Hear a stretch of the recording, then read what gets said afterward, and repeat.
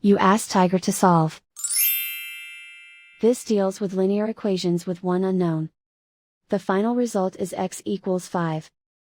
Let's solve it step by step. Group all constants on the right side of the equation. Add 1 to both sides. Simplify the arithmetic.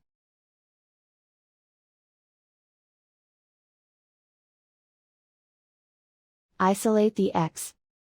Divide both sides by -2. Cancel out the negatives. Simplify the fraction. Cancel out the negatives.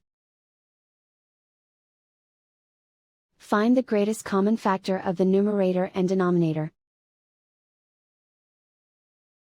Factor out and cancel the greatest common factor.